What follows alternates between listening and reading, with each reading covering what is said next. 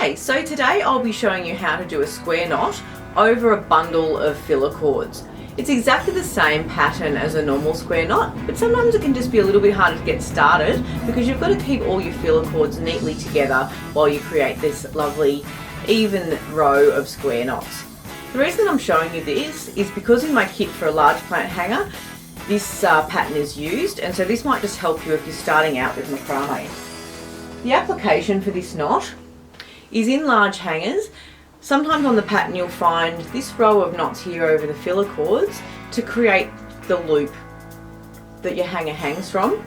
You can see here that then it means that all your working cords and filler cords are coming from the same place and they're neatly bundled up in this little row of knots. So let's get started.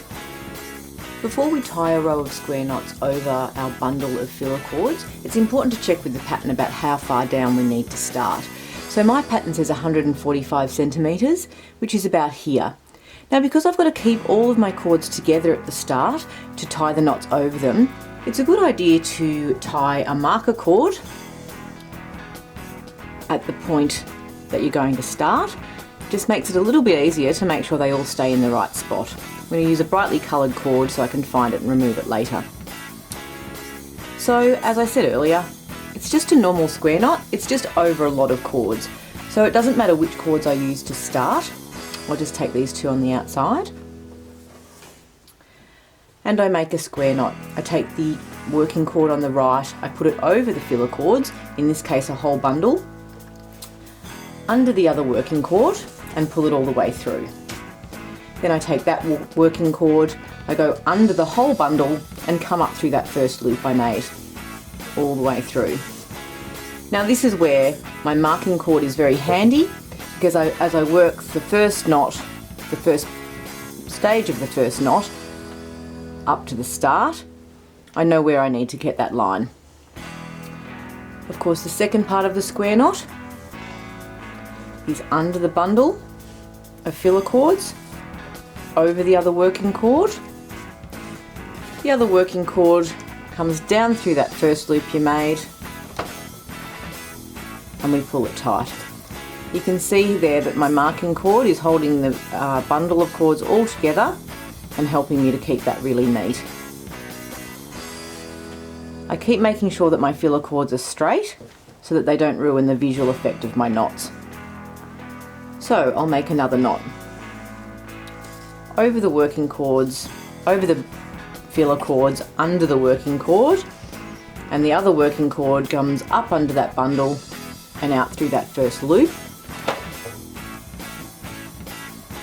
Keeping my filler cords straight, I tighten that knot. Under,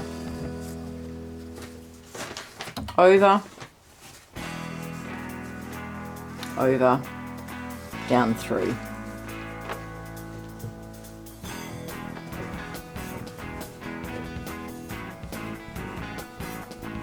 Always taking care to readjust and make sure that my square knots look nice and flat and square. So that's two I've done now. I'll just do one more. Over the filler cords, under the other working cord, the other working cord, under the filler cords and up through the loop.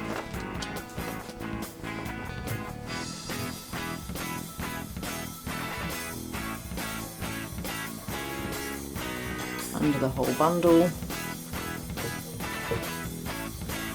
over the other working cord and that working cord down through.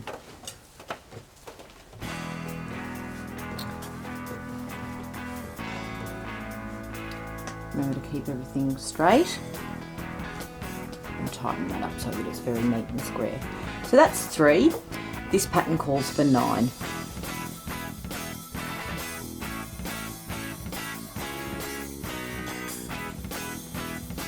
Last one, over the bundle, under the working cord, under the bundle, up through the loop,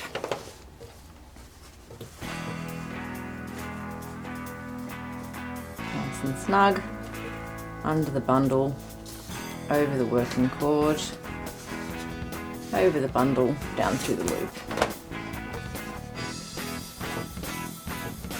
Straighten them all out. This is the last one.